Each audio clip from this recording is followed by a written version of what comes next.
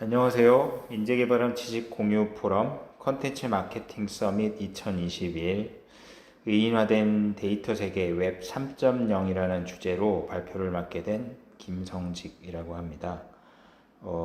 연두색 그림 글씨에서 보시는 것처럼 제가 말씀드리고자 하는 큰 핵심은 이제는 3차원으로 생각을 해야 되는 시대, 더더군다나 우리는 데이터 세상에서 살아가게 될 것이다 라는 관점에서 이야기를 풀어가 보도록 하겠습니다. 케이티 해클이라는 퓨처리스트인데요. 제가 해외 연수 때 잠깐 참여했던 오큘러스 런치패드 프로그램의 동문입니다. 같은 해에 선발되지는 않았지만 같은 그 프로그램이라는 인연을 붙들고 가끔씩 온라인에서 연락을 주고받는 분이 이번 그 행사에 발표자로 참여를 한다고 들어서 좀 반가운 생각이 들었습니다. 캐시가 말하는 것처럼 이제는 확장과 폭발의 시대가 왔다는 것이죠. 그래서 그 버추얼 월드는 메타버스로의 확장, 그리고 우리는 점점 갇혀진 어떤 프레임에서 좀 더 개방되고 확장적인 그런 공간으로 우리는 나아가고 있다는 것을 발제 중에 언급했던 것으로 기억하고 있습니다. 캐시가 말하고 있는 웹 3.0은 어떤 것이냐? 우리가 일반적으로 생각하는 인터넷, 그러니까 정보가 서로 연결되어 있는 인터넷의 최초 버전을 웹 2.0이라 한다면 소셜미디어, SNS로 필두되는 서로 연결되고 또 서로 참여하면서 플랫폼의 형태가 나타나는 것이 웹 2.0으로 규정을 하고 있고요. 이 메타버스라는 개념이 요즘 핫 키워드로, 버즈워드로 온 세상에 특히 우리나라에 많이 떠돌고 있는데, 그것을 웹 3.0이라고 규정을 한다면 결국 웹 3.0은 사람들을 서로 연결하고 공간을 연결하고 그리고 모든 사물들을 연결하는 훨씬 더 포괄적이고 확장적이고 또 광범위한 그런 인터넷이라고 보시면 되겠습니다. 더불어서 우리가 사용하는 인터넷 화면은 2차원, 사각 2차원 화면에서의 모든 인터랙션과 유저 인터페이스가 설계되고 있는데 웹 3.0 시대에서는 3차원 공간이 하나의 그 사용자들이 내비게이션하고 서핑하는 그 데이터 세상의 그 UI와 상호작용이 3차원 공간에서 이루어진다고 보시면 될 것 같습니다. 하나의 예시로서 현재 나타나고 있는 그 공간 기반의 인터넷 환경을 이제 동영상으로 이제 보여줬는데요. 이와 같은 영상 기법은 이미 한 10년 전에 제가 보도기술에서 근무할 때 이런 형태로 김현종 전 통상교섭본부장 이런 형태로 구현되고는 했었습니다. 하지만 이것은 사용자들이 서로 상호작용할 수 있는 화면의 모습은 아니고 앞으로 점점 발전해 나갈 공간 기반의 웹은 이처럼 실제 공간 안에 사용자가 아바타로 분해서 공간에서 우리가 실생활 공간에서 움직이면서 무언가를 찾든 어떤 사물을 집든 그런 일상생활에서 우리가 하는 그런 행동들을 통해서 우리가 지금 현재 웹 2.0 시대의 이커머스 경험이랄지 검색 경험이랄지 이런 것들이 이런 공간 기반의 환경 속에서 이루어진다고 이해하는 것이 바람직한 개념 정립이 아닌가, 저도 그래서 동의하는 바입니다. 그리고 이것은 제가 오늘 그 의사결정자들을 위한 디지털 트랜스포메이션 워크샵 한성희 차장님, 인재개발원 한성희 차장님께서 진행하고 계신 그 워크샵인데, 스페이셜이라는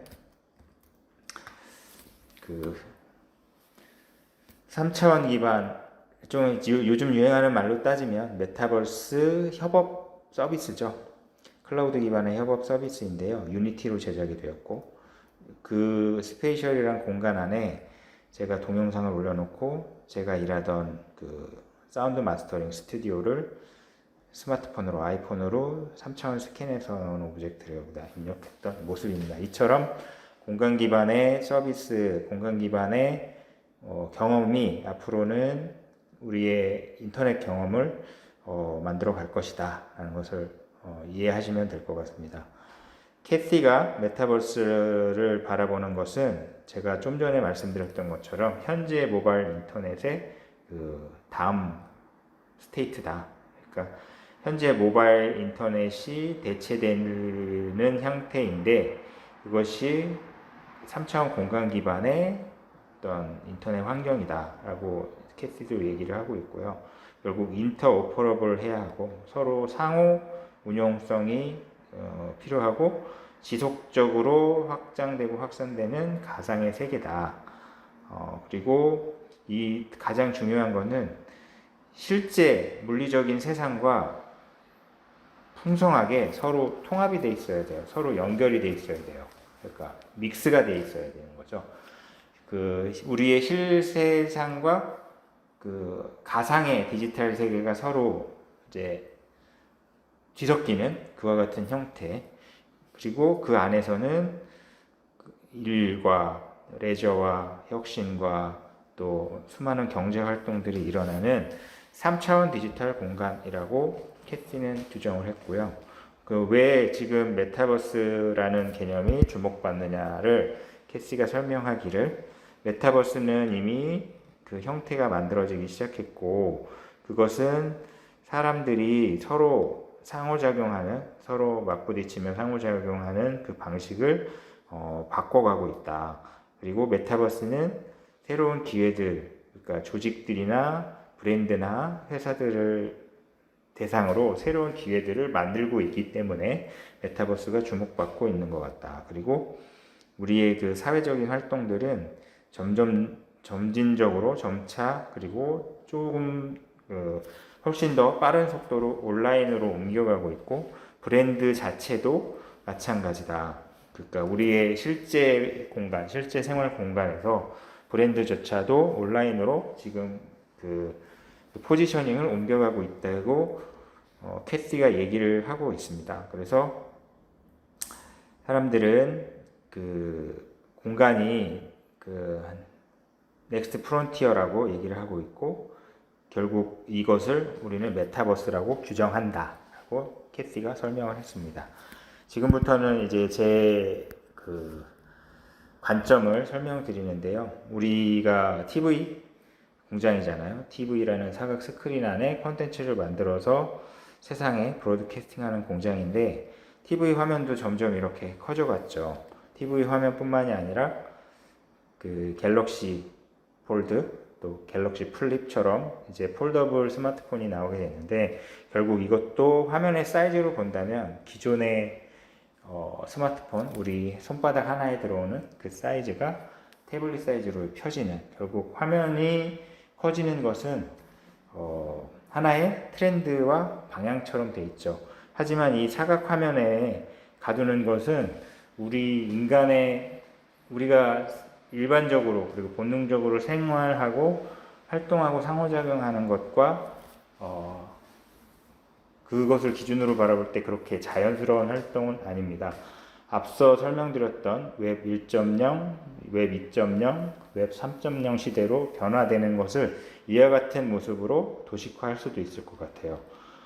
컴퓨터가 이제 스마트폰으로, 근데 스마트폰 기반의 어떤 AR 인터랙션이 나타났지만 이제 앞으로는 이제 저희들의 시선이 스마트폰에 꽂혀 있을 필요가 없고 고개가 들려지며 손도 이제 자유로워질 거라는 거죠.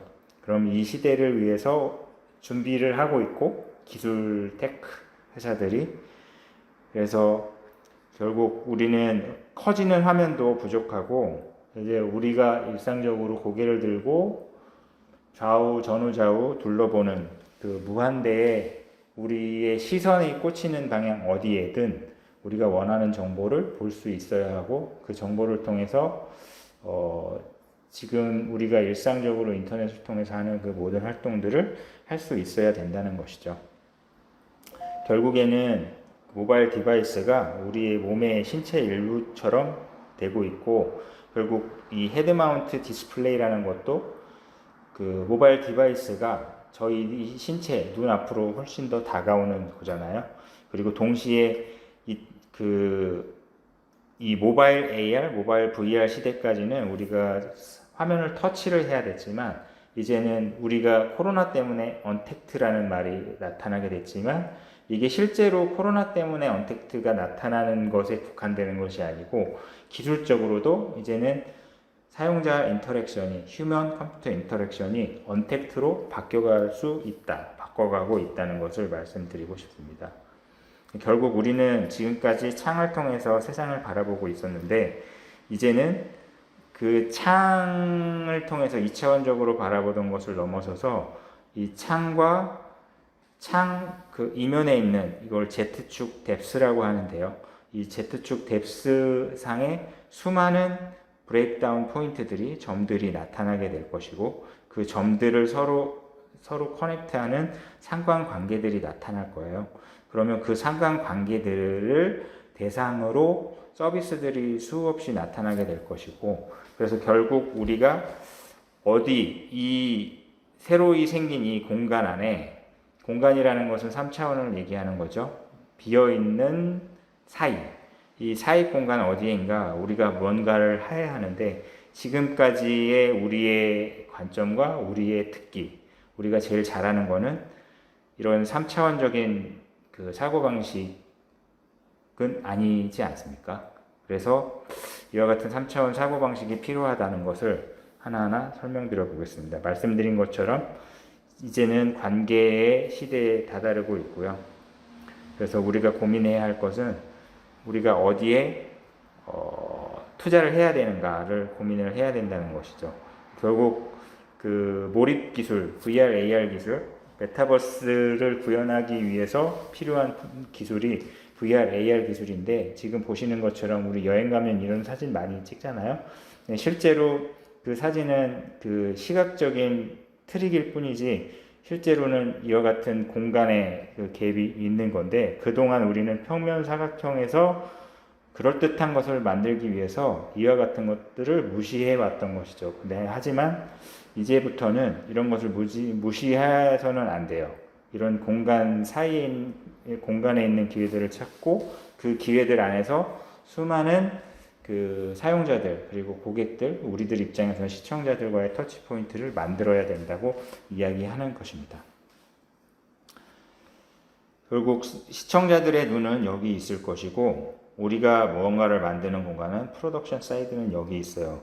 하지만 그동안은 우리가 여기서 만든 것을 시청자들이 바라보기만 했지만, 이제는 시청자들이 바라보는 그림 위에 무언가든 시청자들이 스스로 선택하고 시청자들이 스스로 결정할 수 있는 요소들을 프로덕션 사이드에 있는 저희들 같은 사람들이 이쪽 단의 걸 만들어낼 수 있어야만 웹 3.0 시대에서 살아남을 수 있을 것이다 라는 말씀을 드리고 싶습니다.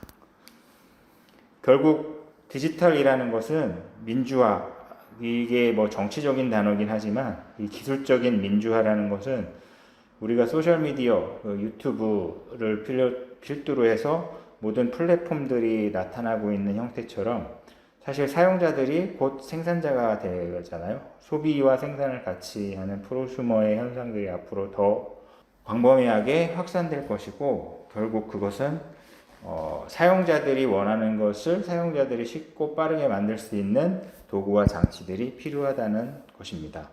결국 저희는 콘텐츠를 만들고 스토리를 제공하며, 또 그것을 팔아먹고 사람들의 관심의 주목도가 집중되는 프로그램이나 콘텐츠에 광고를 붙여서 먹고 사는 회사 아니겠습니까?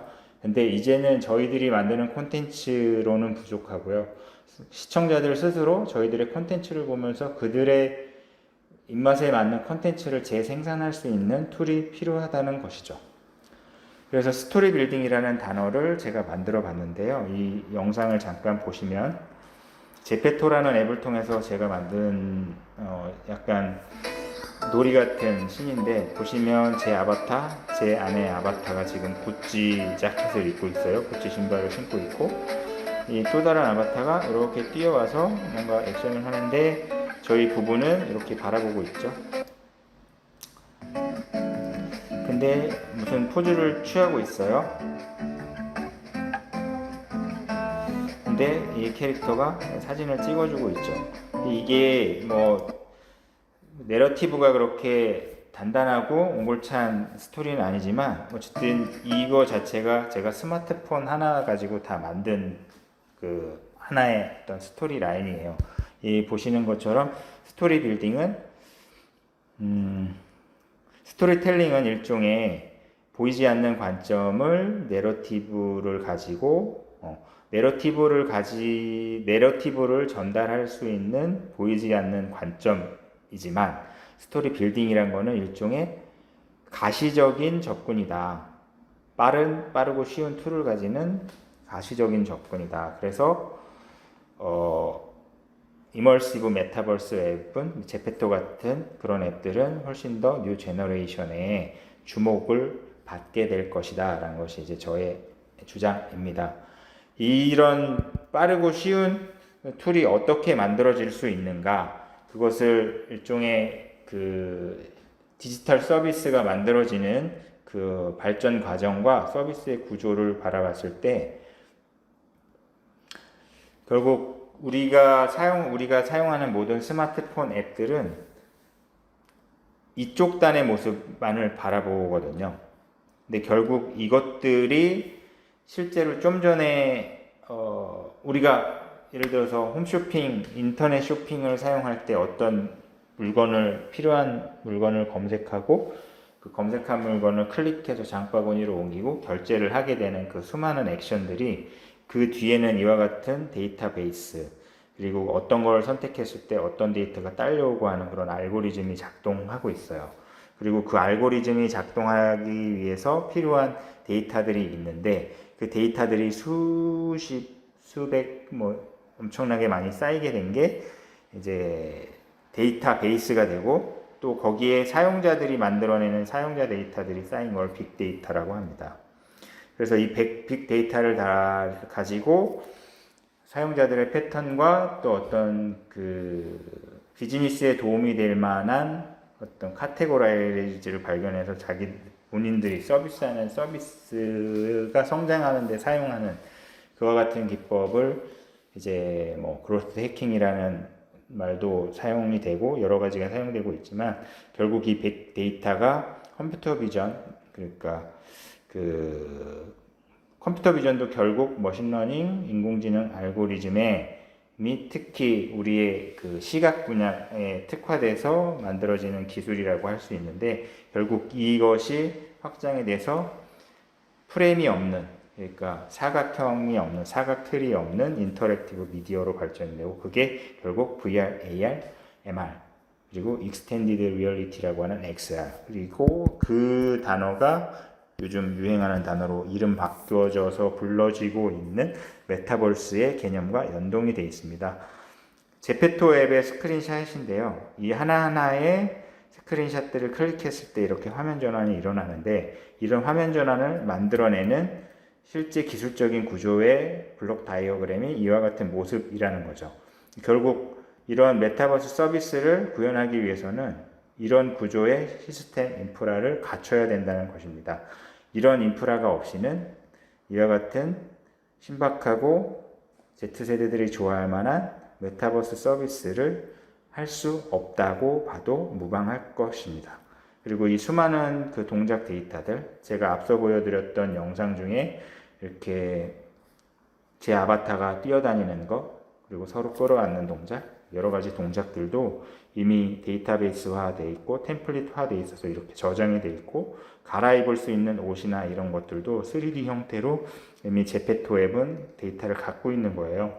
그러면 이 데이터와 사용자들의 원하는 데이터를 매칭시켜주는 역할이 결국 메타버스 앱이 하는 역할이 되겠습니다. 몇 가지 동영상을 더 볼 수 있는데요.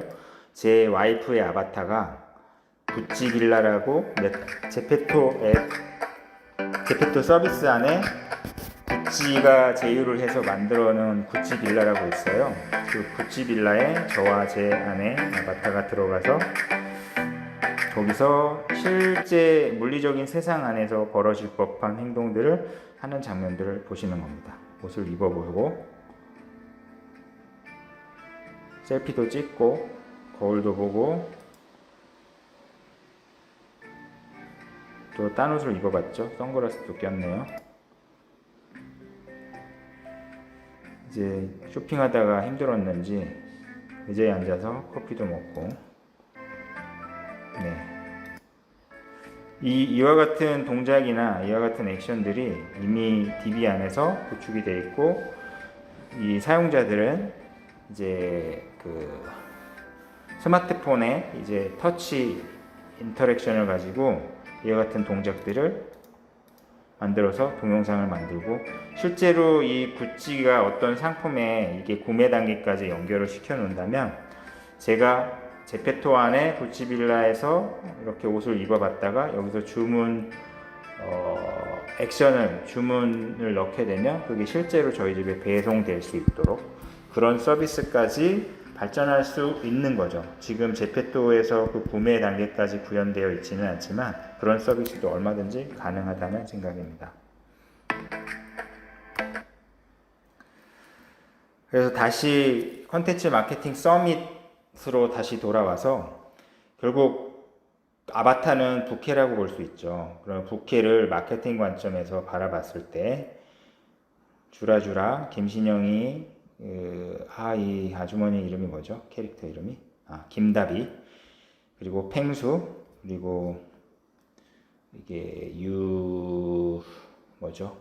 트로트로 아침마당에도 출연했던 여같은 부캐 열풍에 대해서 나이가 많건 적건 큰 부담이 없는 것 같아요. 요즘은 다 부캐 활동을 하고 싶어하고 제가 좀 전에 봤던 기사는 직장인들이 코로나 이후에 서로 이제 부업을 한 2030 직장인들은 코로나 이후에 사이드 잡처럼 부업을 시작한 경우가 많다고 합니다. 더더군다나 게임에 익숙한 밀레니얼 Z세대들은 다양한 캐릭터로 게임 플레이어를 하는 것에 익숙하고 자신의 정체성이 분기가 돼서 멀티 페르소나를 갖는 것을 어색해하지 않는다고 합니다. 더군다나 이 세대들은 재미를 추구하기 때문에 전통적인 아날로그 기업들도 이렇게 앵그리 너구리라는 그리고 이게 한때 제가 지금 막 생각은 안 나는데 파맛 시리얼 그리고 곰표 팝콘 이게 전혀 매칭이 안 되는데 이런 게 신박하고 재밌어서 이런 거 엄청 히트 쳤잖아요. 그래서 가잼비라서 가격 대비 재미 비율, 가잼비, 펀수머 등등등 재미를 소비하는 시대가 되었다. 그리고 이론적으로 이 인류학과 사회학과 교수님이신 것 같은데 그랬던 걸로 기억됩니다. 최세돌 교수님께서 이론적인 말씀도 해주셨는데 결국 그 부캐나 아바타 현상을 바라보는 거는 사회화된 자아, 실제적으로 우리가 태어나서 벗어날 수 없는 자아가 아니고 우리 스스로 어떤 사회와 관계 속에서 규정되는 그런 관계 속의 어떤 정체성을 말하는 사회적인 자아를 수많은 부캐로서 활동할 수 있고 형성시켜서 원하는 것을 할 수 있고 결국 밀레니얼 Z세대들이 부캐를 활용하는 이유는 안전하고 허락된 일탈이다는 결론을 내셨습니다. 그리고 그 둘째 날 패널 토의가 있었는데요. 왜 컨텐츠 마케팅 서밋에서 메타버스라는 주제를 그렇게 중점적으로 다뤘는가를 살펴볼 수 있는 한 시간이었던 것 같습니다. 그래서 자이언트 스텝의 이지철 대표님, 그리고 사이더스 스튜디오 X의 백승혁 대표님, 그리고 시장 분석 전문가, 트렌드 전문가의 신동영 알서포트 전략팀장님이 패널 토의를 가지셨는데 요즘 TV 광고에 많이 나오죠. 그 사이더스 스튜디오에서 만든 버추얼 휴먼이에요. 가상 캐릭터인데 광고 활동 열심히 하고 있고 인스타그램 또 페이스북 같은 소셜미디어 활동을 통해서 버추얼 인플루언서라고 할 수 있죠. 그리고 요거는 SM 엔터테인먼트의 에스파라는 걸그룹 그 세계관을 세상 사람들한테 설명하는 그 트레일러의 한 장면인데 요것은 자이언트 스텝이라는 그 프로덕션 VFX 그리고 최근에는 메타버스 관련된 작업들도 많이 하고 있는 자이언트 스텝에서 만든 에스파라는 그 걸그룹 그리고 이 실제 에스파 멤버의 가상의 캐릭터가 서로 손을 마주대고 있는 장면을 보고 계십니다.